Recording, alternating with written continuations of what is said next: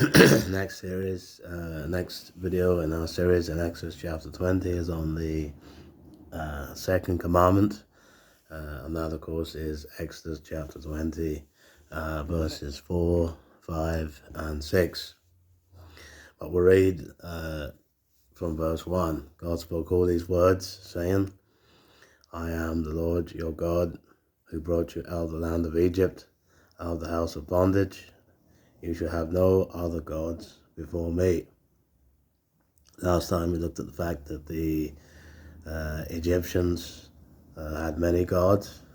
No doubt the Israelites that came out must have known what these gods were and also what they looked like from the next commandment. Verse 4, you shall not make for yourself a carved image, any likeness of anything that is in the heaven above, or that is in the earth beneath, or that is in the water under the earth.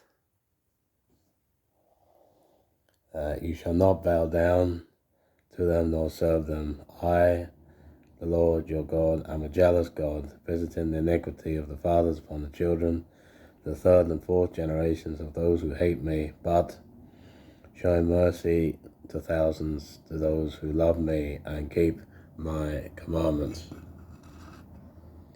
And so here we see that the Israelites were told not to make any sort of representation of God. Not make for yourself any idol in the form of anything above, or in the earth beneath, or in the waters below. An idol really is a substitute for the real thing, and God's response to our idolatry is jealousy. You know this in the passage, verse 5. For I, the Lord your God, same expression as verse 2, am a jealous God. In the Old Testament, idolatry is called adultery to God because idolatry is unfaithfulness. Isaiah 40 verse 18, to whom then will you compare God? What image will you compare him to? Idolatry occurs when we hold any value, idea, or activity higher than God.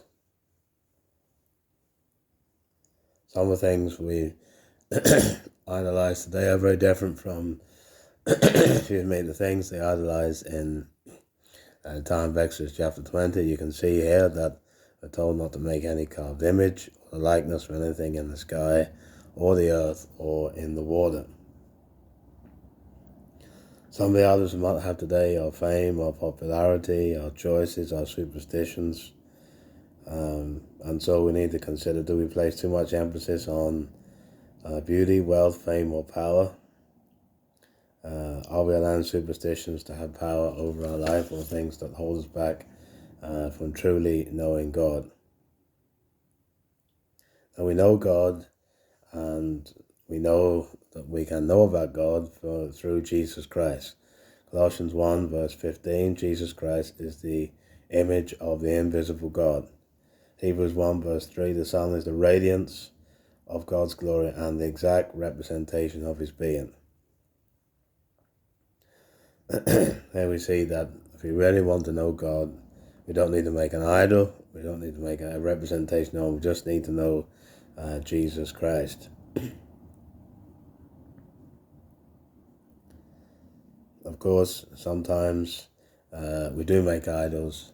In the book of Jeremiah, chapter 10, Jeremiah, interesting book, he talks about the idols that they made, and he compares them to the one and true living God. I'm just going to read a few verses from Jeremiah 10. Hear the word that the Lord speaks to you, O house of Israel. Thus says the Lord, learn not the way of the nations, nor be dismayed at the signs of their heavens, because the nations are dismayed at them. Verse 5, their idols are like scarecrows in the cucumber field, and they cannot speak. They have to be carried, for they cannot walk. Do not be afraid of them, they cannot do evil, neither is in them to do good. And then in contrast to that, verse 6, there is none like you, O Lord, capital L-O-R-D, that's Yahweh. You are great, and your name is great in might. Who would not fear you, O King of the nations, for this is your due. Then the contrast in verse 8, they are both stupid and foolish. The instruction of idols is but wood. Beaten silver is brought from Tarshish, and gold from Uphaz. They are the work of the craftsman of the hands of the goldsmith. Their clothing is violet and purple. They are all the work of skilled men. But Yahweh, L-O-R-D, capital, is the true God. He is a living God and the everlasting King. And then if you were to continue reading down verse 14, every man is stupid and without knowledge. Every goldsmith is put to shame by his idols, for his images are false, and there is no breath in them. They are worthless, a work of delusion. At the time of the punishment they shall perish. Not like these is he who is the portion of Jacob, for he is the one who formed all things, and Israel is the tribe of his inheritance. The Lord of hosts is his name. And so in Jeremiah chapter 10 you have a complete contrast between the one true God, Yahweh, the God who spoke here in Exodus 20, and the idols of the people, which sadly God's people had devoted themselves to in the book of Jeremiah. And this was an ongoing struggle for the Israelites, really from the beginning right through to the end. Joshua warned them, Joshua 24, and of course then we have the book of the Judges, and then we'll go on to Samuel and the Kings and the Chronicles and the history of the Israelites. One of the reasons why both Israel and Judah went into captivity was the fact that they made idols and worshipped and devoted themselves to them rather than the true God. And so the lesson from the second commandment is know God through Jesus Christ and worship only Christ. And let's remember we can know God through Jesus Christ only. Thank you for listening.